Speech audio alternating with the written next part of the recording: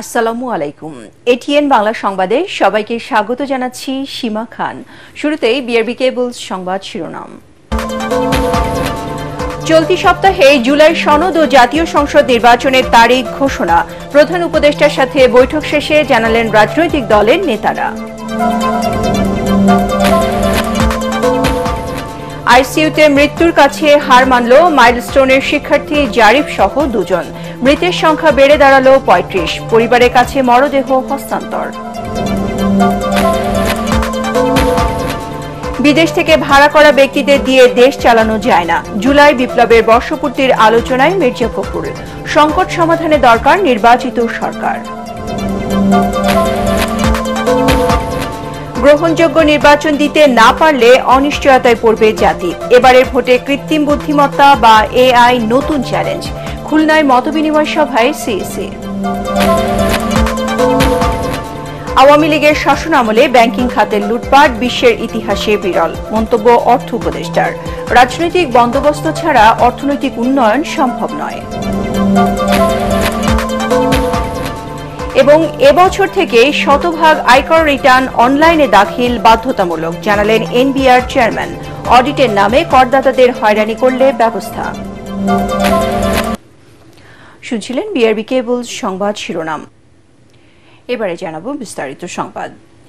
চলতি সপ্তাহে নির্বাচনের তারিখ এবং জুলাই সনদ ঘোষণা করবেন প্রধান উপদেষ্টা ডক্টর মোহাম্মদ ইউনূস। প্রধান উপদেষ্টার বাসভবনে মতবিনিময় শেষে ব্রিফিংয়ে বিভিন্ন রাজনৈতিক দলের নেতারা এ তথ্য জানান। তারা বলছেন, দেশের চলমান অস্থিতিশীলতার জন্য ফ্যাসিবাদের দোসরদের দায়ী করেছেন ডক্টর ইউনূস। পতিত ফ্যাসিবাদের নির্বাচন ভণ্ডুল করার অপচেষ্টা রুখে দিতে প্রধান উপদেষ্টা সবাইকে ঐক্যবদ্ধ থাকার আহ্বানও জানিয়েছেন। ইমদাদুল্লাহ বাবুর রিপোর্ট। দেশের চলমান রাজনৈতিক পরিস্থিতি নিয়ে ইসলামী ও বাম আদর্শের ১৪টি রাজনৈতিক দলের প্রতিনিধিদের সাথে শনিবার বৈঠক করেন প্রধান উপদেষ্টা ডক্টর মোহাম্মদ ইউনূস। রাষ্ট্রীয় অতিথি ভবন যমুনায় নিজ বাসভবনে প্রায় ১.৫ ঘণ্টা বিভিন্ন দলের বক্তব্য শোনেন প্রধান উপদেষ্টা। সংলাপে নির্বাচনের সম্ভাব্য সময় ঘোষণা, দেশের আইনশৃঙ্খলা পরিস্থিতির উন্নয়ন এবং লেভেল প্লেইং ফিল্ড তৈরির দাবি করেন রাজনীতিবিদরা। যে জায়গাগুলো বিভাজন তৈরি করতে পারে। বৈঠক শেষে ব্রিফিংয়ে রাজনৈতিক দলগুলোর নেতারা জানান, জুলাই সনদ এবং নির্বাচনের তারিখ কবে ঘোষণা হচ্ছে আলোচনায় তা পরিষ্কার করেছেন প্রধান উপদেষ্টা। মাননীয় প্রধান উপদেষ্টা পরিষ্কার করে আমাদের জানিয়েছেন যে আগামী কয়েকদিনের ভেতরে, মানে আমরা আশাবাদী ৫ থেকে ৮ অগস্টের ভেতরে নির্বাচনী তারিখ এবং প্রক্রিয়া জাতির কাছে মাননীয় প্রধান উপদেষ্টা খুদ পরিষ্কার করে জানিয়ে দেবেন। তিনি আশ্বাস দিয়েছেন আগামী ৪-৫ দিনের মধ্যে নির্বাচনের সুস্পষ্ট তারিখ সময় তিনি ঘোষণা করবেন। যদি আইন শৃঙ্খলা পরিস্থিতির উন্নতি না হয়, তাহলে উনি কিভাবে একটা সুন্দর নির্বাচন উপহার দিতে চাচ্ছেন? আমরা দেশের মানুষ একটি সুন্দর নির্বাচন উপহার চাচ্ছে। আওয়ামী ফ্যাসিস্ট সরকারের যারা সচিবালয়, বিচারালয়, পুলিশ প্রশাসন, ব্যাংক, অন্যান্য জায়গা আছে, তাদের আপনার বিতাড়িত করতে হবে। এ সময় ঢাকায় জাতিসংঘের মানবাধিকার সংস্থার দপ্তর চালুর প্রতিবাদও জানান রাজনীতিবিদরা। আজকে দেখা যাচ্ছে বিদেশিরা নানা রকম চুক্তি চাপিয়ে দিতে চাচ্ছে, নন ডিসক্লোজার এগ্রিমেন্টের নামে গোপন চুক্তি, এগুলো আমাদেরকে উদ্বিগ্ন করছে। তাদেরও পক্ষ থেকে এমন কোন সিদ্ধান্ত আসা উচিত না যে পরাজিত শক্তি মাথাচাড়া দেওয়ার সুযোগ পায়। আমরা দেখেছি জুলাই গণ অভ্যুত্থানে যেটা শাহাদত বরণ করেছে, এখন পর্যন্ত শাহাদত বরণকারীদের তালিকা সুনির্দিষ্টভাবে করতে পারে নাই। অথর্ব, অযোগ্য, ব্যর্থ স্বাস্থ্য উপদেষ্টার ব্যাপারে আপনাকে পদক্ষেপ নিতে হবে। এর আগে ২ দফায় বিএনপি, জামায়াতে ইসলামী এবং এনসিপি সহ বিভিন্ন রাজনৈতিক দল ও জোটের নেতাদের সাথে বৈঠক করেছিলেন প্রধান উপদেষ্টা। পরে শাপলা চত্বরে আলেমদের হত্যার ঘটনায় ক্ষতিপূরণের ব্যবস্থা সহ বিভিন্ন বিষয়ে হেফাজতে ইসলামের নেতৃবৃন্দের সঙ্গে আলোচনা করেন doctor Yunus. Imdadullah Babu, ATN Bangla, Dhaka. Milestone school and কলেজে বিমান বিধ্বস্তের ঘটনায় মৃতের সংখ্যা বেড়ে দাঁড়ালো ৩৫ জনে। এদিন ৭ম শ্রেণীর শিক্ষার্থী জারিফ ফারহান ও স্কুলের অফিস সহকারী মাসুমা বেগম মারা যান। জাতীয় বার্ন ইনস্টিটিউটের পরিচালক জানান, আইসিইউতে সংকটাপন্ন অবস্থায় আরও ৪ জন চিকিৎসাধীন আছে। এছাড়া নতুন করে 2 জনকে রিলিজ দেওয়া হয়েছে। বিস্তারিত জানাচ্ছেন মুশফিকুর রহমান।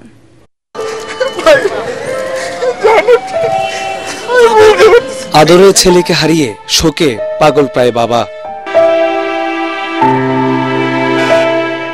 জারিফ ফারহান মাইলস্টোন স্কুলের 7ম শ্রেণীতে পড়তেন। বিমান দুর্ঘটনায় 40% পুড়ে যাওয়া শরীর নিয়ে 6 দিন মৃত্যুর সাথে লড়ে অবশেষে না ফেরার দেশে পাড়ি জমান তিনি। প্রথম রাতটা আমরা ঢাকা মেডিকেল রাখছিলাম, ওইখান থেকে সেই দিনই রাতে ওর অবস্থার অবনতি হয়। পরের দিন সকালবেলা মানে 22 তারিখে সকালে আমরা এই বার্ন ইউনিটে আমরা নিয়ে আসি। হ্যাঁ, তখন কথা বলছে। ও 21 তারিখ 22 তারিখ সকাল পর্যন্ত আমার সঙ্গে কথা বলছে। মাইলস্টোন স্কুলে বিমান বিধ্বস্তের ঘটনায় প্রতিদিন বাড়ছে মৃতের সংখ্যা।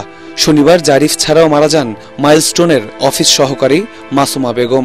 শরীরের 90% পুড়ে গিয়েছিল তাকে হারিয়ে শোকের ছায়া নেমে আসে তার পরিবারে।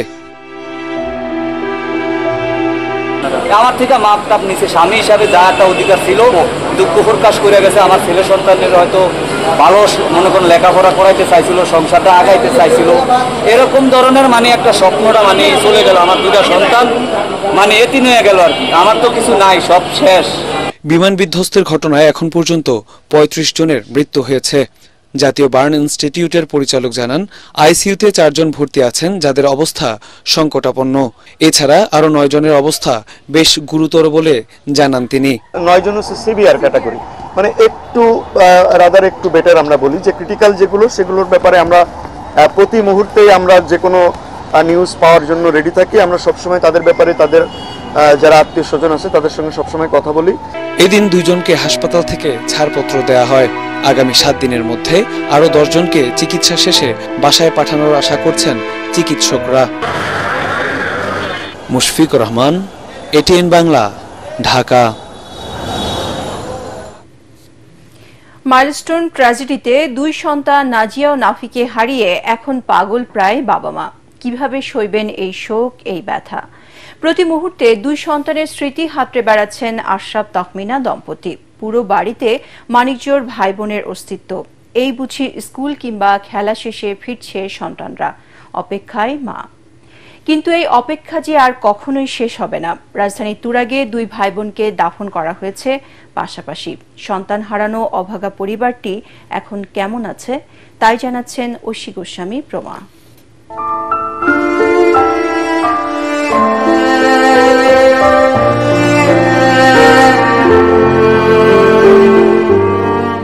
এখনো চারদিকে ছড়িয়ে ছিটিয়ে আছে বই খাতা, খেলনা, ব্যবহার্য প্রতিটি জিনিস। পুরো ঘর জুড়ে তাদেরই স্মৃতি। স্কুল ছুটির পর যেন বাড়ি ফেরার অপেক্ষায় বাবা মা। সবই আছে আগের মতোই, শুধু নেই মানুষগুলো, নাজিয়া ও নাফি। 2 ভাই বোনের মধ্যে ছিল বেশ ভাব। ভাইকে ছাড়া চলতই না বড় বোন তাহি আশরাফ নাজিয়ার। ছোট ভাই আরিয়ান আশরাফ নাফিকে চোখের আড়াল করত না সে। ভাইয়ের চোখের মনে ছিল একমাত্র বোন। তাই তো ক্লাস ছুটির পর বোনকে আনতে গিয়ে বিমান দুর্ঘটনায় গুরুতর দগ্ধ হয় 2 ভাই বোনই। বার্ন ইনস্টিটিউটে চিকিৎসাধীন অবস্থায় সোমবার মারা যায় নাজিয়া। অনন্ত যাত্রায় বোনকে একা হতে দেয়নি নাফি। একদিন পর সেও সঙ্গী হয় বোন নাজিয়ার। ছলছানো ব্যান্ডেজে ঢাকা করা শরীর দেখে চেনার উপায় ছিল না নাজিয়াকে। মৃত্যুর আগে মা তাহমিনা কাছে গেলে নাজিয়া বলে ওঠে, মা আমাকে একটু জড়িয়ে ধরবে।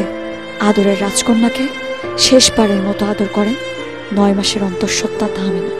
এর ঠিক পরই হাসপাতালে চিকিৎসাধীন অবস্থায় মারা যায় নাফি। নারী ছেড়ে ধন, ছেলে মেয়েকে হারিয়ে এখন পাগল প্রায় মা বাবা। কাঁদতে কাঁদতে শুকিয়ে গেছে মায়ের চোখের জল। আর্তনাদ করতে গিয়ে হারিয়ে ফেলেন চেতনা। জেগে উঠলেই চিৎকার করে খুঁজতে থাকেন বুকের ধনদের। তুমি কি নাফি? তখন ও বলল যে খালামণি আমি আরিয়ান নাফি। তখন আর কি ওইভাবে ওকে শনাক্ত করা গেছে। আমি ওখানে অজ্ঞান হয়ে পড়ে যাই, আমি আর কিছু জানি না। আমার মেয়েটাকে নাজিয়াকে আমরা খুঁজে পাইনি। তখন খুঁজতে খুঁজতে বার্ন ইউনিটের 7ম তলায় ড্রেসিং রুমে যা পাইলাম। ওর ভাইয়ের কথা জিজ্ঞাসা করছে, ভাইয়া কেমন আছে। ও কখনো নিজের কথা জিজ্ঞাসা করেনি, কিন্তু মাঝে মধ্যে ও একটু কোক খাইতে আইসক্রিম খেতে চাইছিল। বাবা মায়ের দিন কাটে সন্তানদের স্মৃতি হাতড়ে। আগলে রাখতে হয় নাজিয়া ও নাফির মা অন্তঃসত্ত্বা স্ত্রী তাহমিনাকে। আমি সৈনিক ছিলাম, আমি শক্ত ছিলাম, এখন আমি পাথর হয়ে গেছি। আমার 44 বছর বয়সে যদি আমার 2টা বাচ্চা চলে যায় তাহলে এই পৃথিবীতে তো এখন তার আমার কোনো কিছু নেই। মারা গেলেই কি আর না গেলেই কি। রাজধানী তুরাগের একই কবরস্থানে পাশাপাশি দাফন করা হয়েছে মানিকজোর 2 ভাই বোনকে। পরিবারের প্রশ্ন, আর কত প্রাণ গেলে রাষ্ট্র মানুষের স্বাভাবিক মৃত্যুর গ্যারান্টি দিতে পারবে? বেহেশতে ভালো থেকো, নাজিয়া নাফি। ঐশী গোস্বামী প্রমা, ATN বাংলা, ঢাকা।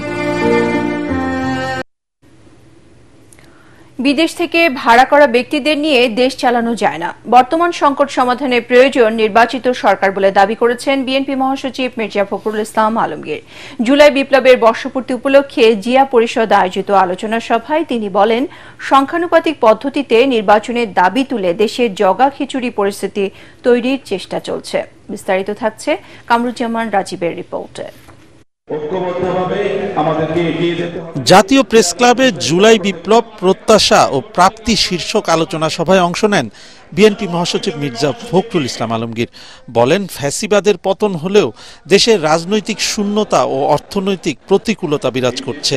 এ সংকট থেকে উত্তরণে দ্রুত গণতান্ত্রিক ধারায় ফিরতে হবে।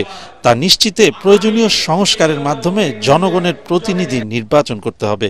বিএনপি মহাসচিব বলেন, অন্তর্বর্তী সরকার যেসব সংস্কারের কথা বলছে তা রাতারাতি সম্ভব নয়।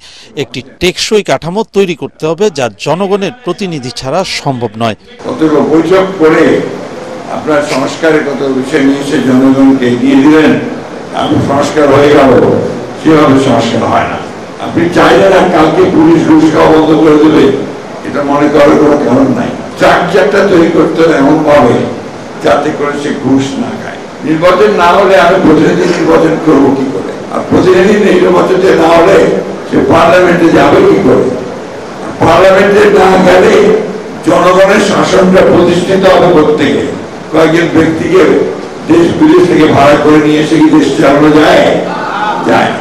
এ সময় কিছু দলের আনুপাতিক হারে পিআর পদ্ধতিতে নির্বাচনের দাবি প্রসঙ্গে মির্জা ফখরুল বলেন, এ পদ্ধতিতে জনগণ তার পছন্দ মতো প্রতিনিধি বেছে নিতে পারবে না, তাই তা গ্রহণযোগ্য নয়। বাংলাদেশে এখনকার জগা খিচুড়ি ঘটনা চলছে। কিছু কিছু রাজনৈতিক দল তারা বিভিন্ন রকম কথা বলতে শুরু করেছে এবং যে বিষয়গুলোর সঙ্গে বাংলাদেশের কোনো সম্পর্ক নেই। সাধারণ মানুষ তো বোঝেই না যা আনুপাতিক হারের নির্বাচনটা কি। যে দলটি সবচেয়ে বেশি ভোট পাবে তারা তাদের নমিনেশন দেবে পার্লামেন্টে যাওয়ার। এতে করে আমাদের দেশের সাধারণ মানুষ যারা তাদের এলাকাতে একজন নেতা চায়, প্রতিনিধি চায়, তার কাজগুলো করার জন্য সে একজন নেতৃত্ব খোঁজে, সেটা কোনো মতেই সম্ভব হবে না। এদিকে পল্লবীতে তারেক রহমানের পক্ষ থেকে মাইলস্টোন স্কুলে বিমান দুর্ঘটনায় নিহত আফনান ফাইয়াজের পরিবারের প্রতি সমবেদনা জানিয়েছেন বিএনপি সিনিয়র যুগ্ম মহাসচিব রুহুল কবির রিজভী। উত্তরায় নিহত সুমির পরিবারের পাশে থাকার আশ্বাস দিয়েছেন বিএনপির স্থায়ী কমিটির সদস্য মঈন খান। কামরুজ্জামান রাজীব, ATN বাংলা, ঢাকা। গ্রহণযোগ্য নির্বাচন দিতে না পারলে জাতি একটি অনিশ্চয়তায় পড়বে বলে সতর্ক করেছেন প্রধান নির্বাচন কমিশনার AMM নাসির উদ্দিন। সকালে খুলনায় নির্বাচনী কর্মকর্তাদের সাথে মতবিনিময় সভায় তিনি কথা বলেন। এ সময় সিইসি বলেন, এবারে নির্বাচনে কৃত্রিম বুদ্ধিমত্তা বা AI নতুন চ্যালেঞ্জ। এটি আধুনিক হুমকি যা অস্ত্রের চেয়েও ভয়াবহ। নির্বাচনকে প্রভাবিত করতে যে কোনো ধরনের প্রযুক্তি নির্ভর হস্তক্ষেপ ঠেকাতে কমিশন সতর্ক রয়েছে বলেও জানান তিনি। নির্বাচনের প্রতি আস্থা হারিয়ে ফেলা, জনগণকে ভোট কেন্দ্রে ফিরিয়ে আনা নির্বাচন কমিশনের প্রধান চ্যালেঞ্জ বলে মনে করেন প্রধান নির্বাচন কমিশনার। সভায় খুলনা অঞ্চলের সকল জেলা ও উপজেলা নির্বাচন কর্মকর্তারা উপস্থিত ছিলেন। আমরা তো কোনো দলীয় সরকারের অধীনে নাই, আমরা একটা নিরপেক্ষ ইন্টারিম গভর্নমেন্টের আন্ডারে ইয়েতে ইলেকশনটা করব, কারণ আমাদের উপরে কোনো দলীয় দৃষ্টিভঙ্গি আমাদের মধ্যে নাই। সুতরাং আমরা একদম ফেয়ারলি এটা করব। এখন মানুষ তো আগ্রহ হারিয়ে ফেলেছিল, কারণ জানে যে আমি গেলেও যাই হোক, না গেলেও তাই হবে। সবচেয়ে বড় চ্যালেঞ্জ হচ্ছে এখন মানুষের যে আস্থা ফিরিয়ে আনা নির্বাচন ব্যবস্থা, নির্বাচন কমিশন, নির্বাচন ব্যবস্থার উপরে মানুষের যে আস্থা ফিরিয়ে আনা, এটা একটা বড় চ্যালেঞ্জ আমাদের জন্য। বিগত আওয়ামী লীগের শাসনামলে ব্যাংকিং খাতে যে লুটপাট দুর্নীতি হয়েছে বিশ্বের ইতিহাসে তা বিরল বলে মন্তব্য করেছেন অর্থ উপদেষ্টা ডক্টর সালেউদ্দিন আহমেদ। তিনি জানান, ব্যাংকের ৮০% অর্থই বাইরে চলে গেছে। নতুন রাজনৈতিক বন্দোবস্ত ছাড়া অর্থনৈতিক উন্নয়ন সম্ভব নয় বলে মনে করেন উপদেষ্টা। রাষ্ট্রের কাঠামো সংস্কারে নির্বাচন ও গণতন্ত্রের গুণগত পরিবর্তন চান বিএনপি মহাসচিব। রাজধানীর সিরডাপ মিলনায়তনে অর্থনীতিবিদ হোসেন জিল্লুর রহমানের বইয়ের প্রকাশনা অনুষ্ঠানে তারা এসব কথা বলেন। শারফুল আলমের রিপোর্ট।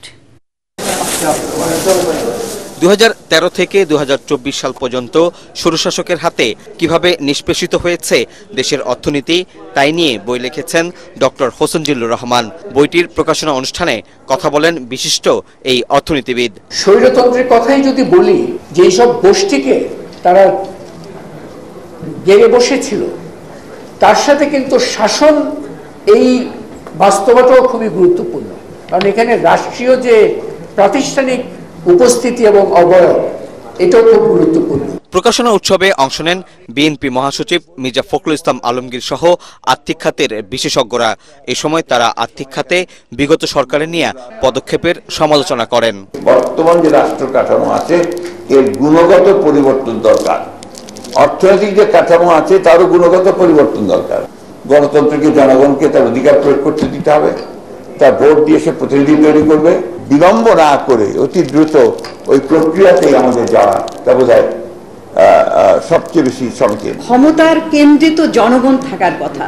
জনগণ একটা দলকে কিংবা সরকারকে ক্ষমতায় বসায়, কিন্তু আসলে ক্ষমতার কেন্দ্রবিন্দুতে যে মানুষ জনগণ থাকে সেটাই কিন্তু আসলে এতদিন পর্যন্ত এটাকে ভুলিয়ে দেওয়া হয়েছে এবং সেটা উপেক্ষিত হয়েছে। যে বড় বড় মেগা প্রকল্প হাজার হাজার কোটি টাকা ব্যয় করা হয়েছে, সেটা কতখানি, প্রথম কথা যে কতখানি এটার কস্ট অ্যাসেসমেন্ট কিভাবে করা হয়েছে। অনুষ্ঠানে অর্থ উপদেষ্টা বলেন, বিগত আওয়ামী লীগ সরকারের সময়ে ব্যাংকিং খাতে যে লুটপাট হয়েছে তা বিশ্বের ইতিহাসে বিরল হয়ে থাকবে। ব্যাংকের 80% টাকা নিয়ে চলে গেছে চেয়ারম্যান সাহেব। খাদের কিনার থেকে কিছুটা নিয়ে আসছে, একেবারে পুরোপুরি প্রসেসগুলো কিছু কিছু ইমপ্লিমেন্ট করতে, এমন প্রসেস এমন পদ্ধতিগুলো আছে এখনো অর্থনীতির এগুলো এত বেশি ডিস্টার্বেড হয়ে গেছে, ভালো কিছু হলেও কিন্তু তাই আপনি করতে পারবেন না। রাজনীতি ছাড়া, রাজনৈতিক বন্দোবস্ত ছাড়া উন্নয়ন সম্ভব না। সেটা বক্তারা জানান, আর্থিক প্রতিষ্ঠানগুলোর তদারকি না থাকার কারণেই সুযোগ নিয়েছে লুটপাটকারীরা বলে মানুষকে যেমন আকৃষ্ট করার চেষ্টা করা হয়েছে। শারফুল আলম, এটিএন বাংলা, ঢাকা। এবছর থেকে শতভাগ আয়কর রিটার্ন অনলাইনে দাখিল বাধ্যতামূলক করা হবে বলে জানিয়েছেন জাতীয় রাজস্ব বোর্ড এনবিআর এর চেয়ারম্যান আব্দুর রহমান খান। অডিটের নামে এনবিআর এর কোনো কর্মকর্তা কর্মচারী করদাতাদের হয়রানি করলে অভিযোগ দেওয়ার পরামর্শ দিয়েছেন তিনি। ডিবেট ফর ডেমোক্রেসি আয়োজিত ছায়া সংসদ বিতর্ক প্রতিযোগিতায় প্রতিষ্ঠানটির চেয়ারম্যান হাসান আহমেদ চৌধুরী কিরণ বলেন, এনবিআর বিলুপ্ত করে কর নীতি, কর ব্যবস্থাপনা আলাদা করায় রাজস্ব খাতে গতি আসবে। মিজান শাহজাহানের রিপোর্ট। কর ব্যবস্থাপনায় সংস্কারের মাধ্যমে প্রত্যাশিত রাজস্ব আহরণ সম্ভব বিষয়ে ছায়া সংসদ বিতর্কে অংশ নেয় গ্রিন ইউনিভার্সিটি অব বাংলাদেশ ও চট্টগ্রাম মা ও শিশু হাসপাতাল মেডিকেল কলেজ। প্রযুক্তি নির্ভরতার মাধ্যমে আমরা দুনিয়ার সবাইকে অনলাইনে আওতায় নিয়ে আসবো, সেটা আসলে কোনোদিন পসিবল না। বিতর্কের মূল্যায়ন পর্বে এনবিআর চেয়ারম্যান আব্দুর রহমান খান বলেন, কর আদায়ের লক্ষ্যমাত্রা স্বাধীনতার পর কখনোই পূরণ হয়নি। প্রাথমিক থেকে উচ্চ মাধ্যমিক পর্যন্ত এমনকি উচ্চশিক্ষার সকল বিভাগে কর শিক্ষাকে পাঠ্যপুস্তকে অন্তর্ভুক্ত করার তাগিদ দেন তিনি। সত্যিকার অর্থে বাংলাদেশে কোনো কর শিক্ষা নাই। আপনি দেখেন, প্রাইমারি স্কুলে কোনো কর শিক্ষার উপর কোনো সিলেবাস নেই, সেকেন্ডারিতে নাই, হায়ার সেকেন্ডারিতে নাই।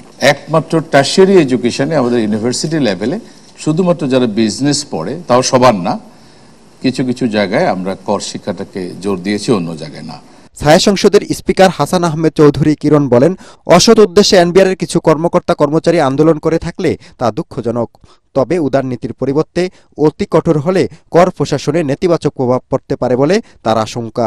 এনবিআর কর্মকর্তাদের মধ্যে যেরকম একটা চাপ তৈরি হচ্ছে, যে উৎকণ্ঠা তৈরি হচ্ছে, যদি এ ধরনের চাপ উৎকণ্ঠা বেশি বাড়ে তাহলে কিন্তু কর্মকর্তারা তারা নৈতিকভাবে দুর্বল হয়ে যাবে। তারা যদি একেবারেই বড় ধরনের কোনো অন্যায় করে না থাকে, তাহলে তাদের প্রতি একটু চাপটা আমরা প্রশমিত করে তাদেরকে সংশোধন করে আমরা কিভাবে আমাদের রাজস্ব আয়টাকে আমরা বৃদ্ধি করতে পারি সেদিকে কিন্তু আমাদেরকে অবশ্যই নজর দেওয়ার জন্য বলছি। হাসান আহমেদ চৌধুরী কিরণ আরো বলেন, একদিকে 80% বিত্তবাণী কর ফাঁকি দিচ্ছে, অন্যদিকে অডিটের নামে ফাইল আটকে সাধারণ করদাতাদের হয়রানির অভিযোগও আছে। জবাবে আব্দুর রহমান খান বলেন, অডিট নিষ্পত্তিতে প্রযুক্তির ব্যবহার করতে যাচ্ছে এনবিআর।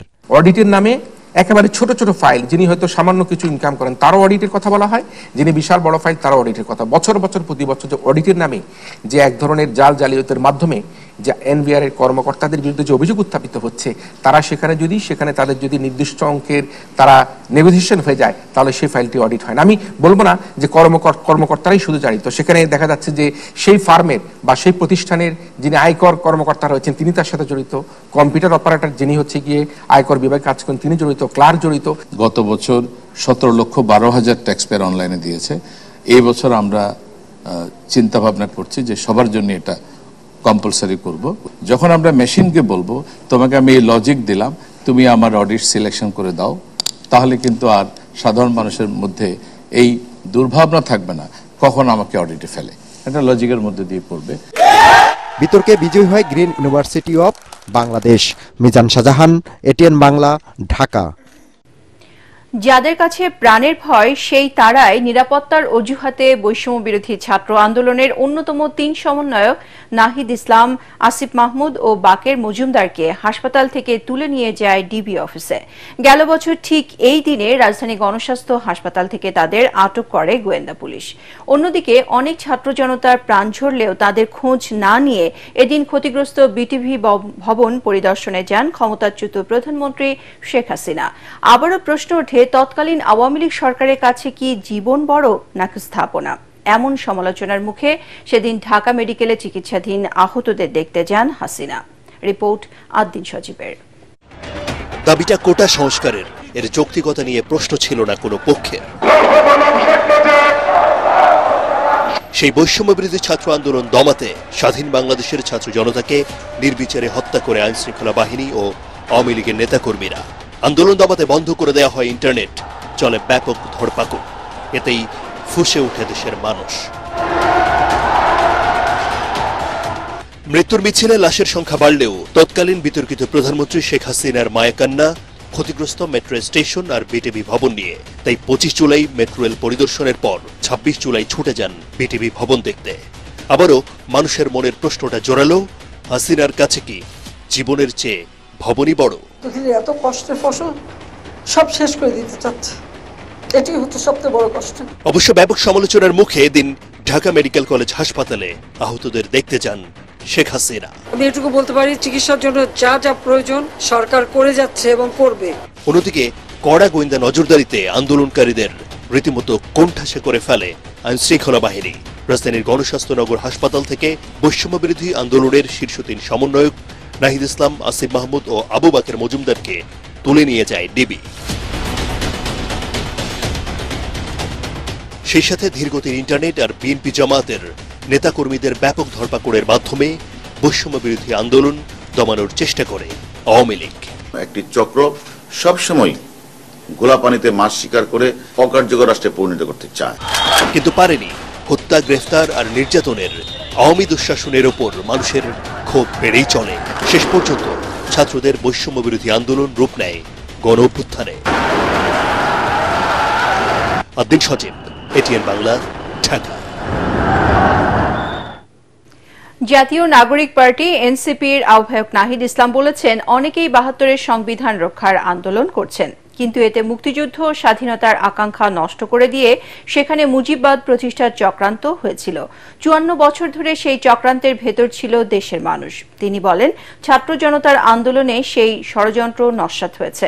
জুলাই পদযাত্রার অংশ হিসেবে দুপুরে মৌলভীবাজারে পথসভায় নাহিদ ইসলাম এসব কথা বলেন।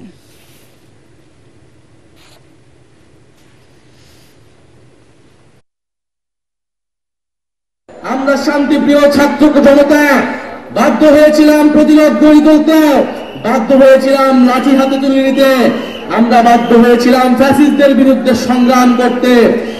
৩রা আগস্ট আমরা স্পষ্ট করেছিলাম এই লড়াইটা ফ্যাসিস্ট রাষ্ট্র, ফ্যাসিস্ট বাহিনীর বিরুদ্ধে জনগণের লড়াই। সেই লড়াইয়ে জনগণের পক্ষে যারা ছিল তারা বাংলাদেশের স্বাধীনতার জন্য, মুক্তির জন্য লড়াই করেছিল। জুলাই গণঅভ্যুত্থানের অনেক মামলায় উদ্দেশ্যমূলকভাবে আসামি করায় তদন্ত কাজ বিলম্বিত হচ্ছে বলে জানিয়েছেন স্বরাষ্ট্র উপদেষ্টা জাহাঙ্গীর আলম চৌধুরী। প্রকৃত নিরপরাধ ব্যক্তিরা যাতে হয়রানি না হয় সুষ্ঠু তদন্ত সাপেক্ষে অভিযোগপত্র দাখিল করা হবে বলেও জানান তিনি। নারায়ণগঞ্জে র্যাব 11 এবং পুলিশ লাইন পরিদর্শনের সময় তিনি একথা বলেন। উপদেষ্টা জানান, আগামী নির্বাচন সুষ্ঠুভাবে সম্পন্ন করতে গণঅভ্যুত্থানে লুট হওয়া সকল অস্ত্রসহ সারা দেশে অবৈধ অস্ত্র উদ্ধারে আইন শৃঙ্খলা বাহিনী তৎপর রয়েছে। একটা হত্যা মামলায় হয়তো 20 জন আসামি হওয়া দরকার ছিল, আপনার ওখানে 200 আসামি দিয়ে ফেলছে। এখন এই জন্য ইনভেস্টিগেশনের সময় বেশি লাগবে।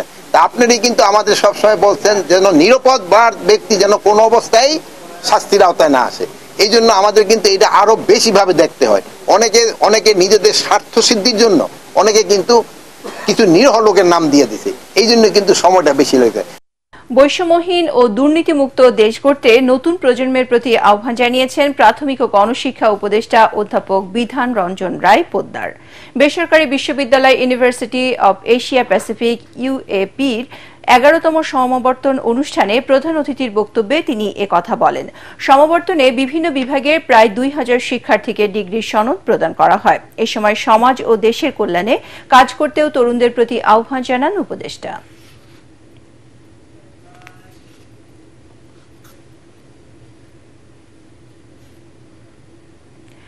নানা আয়োজনে অনুষ্ঠিত হয়ে গেল বহুল প্রতীক্ষিত স্পটলাইট কালার্স মাল্টিমিডিয়া অ্যাওয়ার্ড 2025। রাজধানী প্যান প্যাসিফিক হোটেল সোনারগাঁওয়ে আয়োজিত অনুষ্ঠানে প্রধান অতিথি ছিলেন আন্তর্জাতিক খ্যাতিসম্পন্ন সঙ্গীতশিল্পী রুনা লায়লা। অনুষ্ঠানে সভাপতিত্ব করেন কালার্স মাল্টিমিডিয়ার উপদেষ্টা, দেশ বরেণ্য সঙ্গীতশিল্পী ও পপ সম্রাট ফেরদৌস ওয়াহিদ। অ্যাওয়ার্ড প্রাপ্তরা হলেন আজীবন সম্মাননায় সোহেল রানা, শিল্প ও বাণিজ্যে আবুল বাশার ভূঁইয়া, সমাজসেবায় আমিনুল হক মুরাদ, সাংবাদিকতায় মোর্শেদ নোমান, অভিনয়ে শায়লা লিজা, উপস্থাপনায় ATN বাংলার অনামিকা হাসান পুনম সহ বিভিন্ন ক্ষেত্রে আরও অনেকে।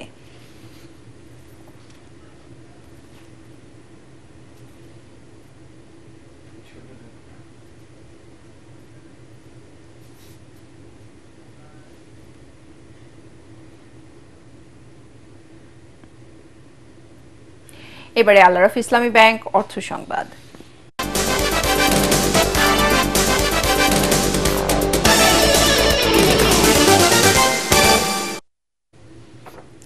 স্বর্ণজয়ের লক্ষ্যে আজারবাইজানের বাকুতে আন্তর্জাতিক ইকোনমিক্স অলিম্পিয়াডে লড়ছে বাংলাদেশের জাতীয় দল। বাংলাদেশ ইকোনমিক্স অলিম্পিয়াডের ব্র্যান্ড অ্যাম্বাসেডর মোহাম্মদ মানসুরুল হক বলেন, আন্তর্জাতিক মঞ্চে সক্ষমতার স্বাক্ষর রাখবে বাংলাদেশ। রিপোর্ট করছেন আশিকুর রহমান। আজারবাইজানের বাকু শহরে অনুষ্ঠিত হচ্ছে আন্তর্জাতিক ইকোনমিক্স অলিম্পিয়াড। এ প্রতিযোগিতায় বাংলাদেশের সেরা 5 জন প্রতিনিধিত্ব করছে। আন্তর্জাতিক অঙ্গনে বাংলাদেশের সক্ষমতার পরিচয় জানান দিতেই লড়ছেন তারা। আন্তর্জাতিক ইকোনমিক্স অলিম্পিয়াডে জুরি বোর্ডে বিচারক হিসেবে রয়েছেন বাংলাদেশের ইকোনমিক্স অলিম্পিয়াডের ব্র্যান্ড অ্যাম্বাসেডর মোহাম্মদ মানসুরুল হক। আমরা আশা করছি বাংলাদেশে 2028-এ আমরা এই প্রতিযোগিতা আন্তর্জাতিকভাবে আমরা ঢাকাতে এটা সক্ষম হব এটা করার জন্য। সো এই টিম আমাদেরকে খুব সহযোগিতা করছে, ওনারা সবাই আমাদের টিমকে সার্বক্ষণিকভাবে আমাদেরকে সহযোগিতা করছে। তো আশা করি এই প্রতিযোগিতার মাধ্যমে বাংলাদেশ কিছু অর্জন করবে এবং বাংলাদেশ ভালো কিছু নিয়ে আসবে। 28 জুলাই আন্তর্জাতিক এ অলিম্পিয়াডের ফাইনাল রাউন্ড ও পুরস্কার বিতরণ অনুষ্ঠিত হবে। আশিকুর রহমান, ATN বাংলা। তুমুল প্রতিদ্বন্দ্বিতার পর সেরা রাঁধুনির সিজন 8 শ্রেষ্ঠত্বের খেতাব জিতলেন নারায়ণগঞ্জের নিশা তানজুম। দ্বিতীয় হয়েছেন বগুড়ার তামান্না ইয়াসমিন এবং তৃতীয় হয়েছেন নওগাঁর জুয়াইরিয়া কামাল। পুরো অনুষ্ঠানে বিচারক ছিলেন শেফ নাইম আশরাফ, রন্ধন বিশেষজ্ঞ রাহিমা সুলতানা রিতা, অভিনেত্রী দিলারা হানি পূর্ণিমা। বিজয়ী রাঁধুনি পেয়েছেন 15 লক্ষ টাকা ও সম্মাননা স্মারক। দ্বিতীয় স্থান অর্জনকারী পেয়েছেন 10 লক্ষ টাকা আর তৃতীয় স্থান অধিকারী পেয়েছেন 5 লক্ষ টাকা ও সম্মাননা স্মারক। বিজয়ীদের হাতে ডামি চেক এবং সম্মাননা স্মারক তুলে দেন স্কয়ার ফুড অ্যান্ড বেভারেজ লিমিটেডের chief operating officer Parvez Saiful Islam, chief financial officer Abdullah Al Jabed, head of marketing Imtiaz Firoz এবং 3 বিচারক। ওয়েলফেয়ার ফাউন্ডেশনের এক যুগ পূর্তি উপলক্ষে আলোচনা সভা ওয়েলফেয়ার এক্সেলেন্স অ্যাওয়ার্ড 2025 অনুষ্ঠিত হয়েছে। রাজধানীর সেগুনবাগিচা কেন্দ্রীয় কচিকাঁচার মেলা মিলনায়তনে আয়োজিত অনুষ্ঠানে প্রধান অতিথি ছিলেন সুপ্রিম কোর্টের বিচারপতি মীর হাশমত আলী। বিশেষ অতিথি ছিলেন জাহাঙ্গীরনগর বিশ্ববিদ্যালয়ের সাবেক উপাচার্য অধ্যাপক ডক্টর জসিমউদ্দিন আহমেদ, সাবেক সচিব ডক্টর মোহাম্মদ জকরিয়া, সাবেক অতিরিক্ত সচিব পীরজাদা শহীদুল হারুন, এটিএন বাংলা অনুষ্ঠান বিভাগের উপদেষ্টা তাশিক আহমেদ সহ আরও অনেকে। অনুষ্ঠানে বিভিন্ন ক্ষেত্রে অবদানের জন্য বিশিষ্ট ব্যক্তিদের ওয়েলফেয়ার এক্সেলেন্স অ্যাওয়ার্ড 2025 প্রদান করা হয়। এবারে খেলার খবর।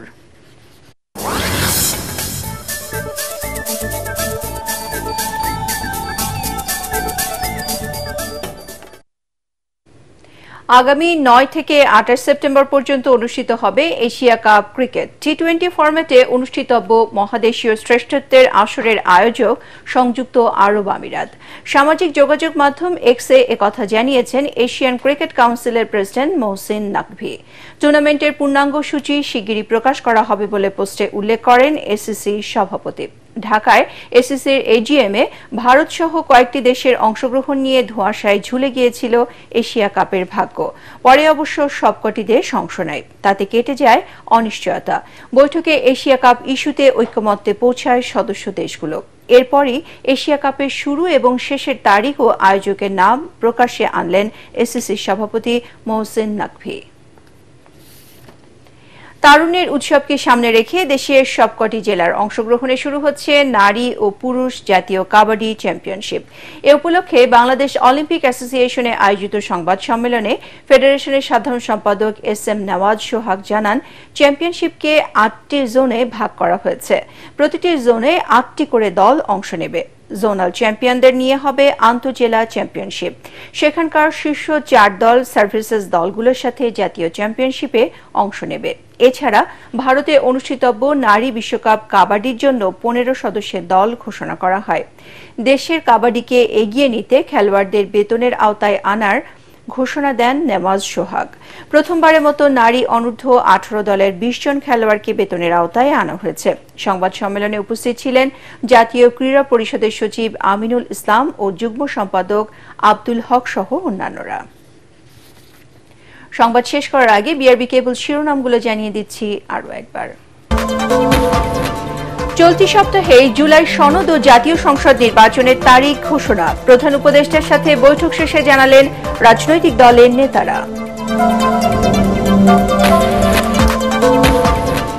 আইসিইউতে মৃত্যুর কাছে হার মানল মাইলস্টোনের শিক্ষার্থী জারিফ সহ 2 জন। মৃতের সংখ্যা বেড়ে দাঁড়ালো 35।